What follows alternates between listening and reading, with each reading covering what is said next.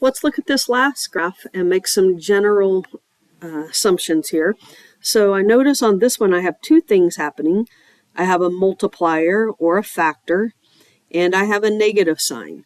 So I know that the outputs are going to be negative, and I know that they're going to be half of what they were for the parent function. So I'm still going to use inputs and outputs, and I'm going to use the same ones we've been using. Let's kind of work this out here. So let's start with 0. Negative 1/2 times 0 squared.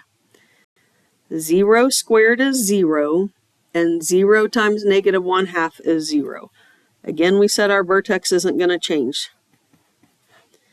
Okay, let's put 1 in. Negative 1/2 times 1 squared. 1 squared is 1, and 1 times negative 1/2 is negative 0.5.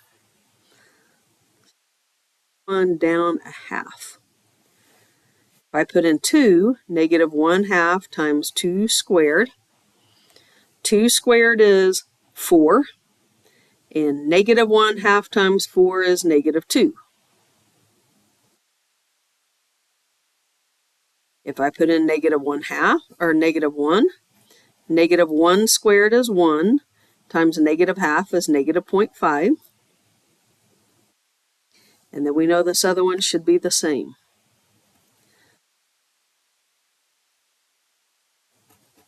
So our axis of symmetry is still at x equals 0. The x-intercept is at 0, 0. The y-intercept is 0, 0.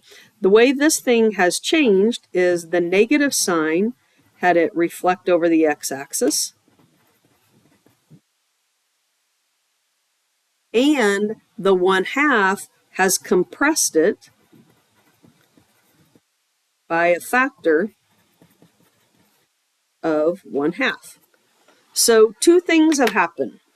So within this unit, we are going to talk about anytime, and you guys can remember this when we were talking about the quadratic formula. We said the quadratic formula was ax squared plus bx plus c. That's called the standard form of an equation. What we're going to talk about here is the vertex form. But today we discovered that this a value really tells us a lot about our parabola. It tells us that the outputs are going to be stretched or compressed, and if it's negative, they're going to be reflected. So let's think about this letter A. If it's a negative, it's going to reflect over x-axis. I'm going to put my little negative sign in a parenthesis. If this a value is bigger than 1, it's going to stretch the graph. And if the a value is between 0 and 1, it's going to compress.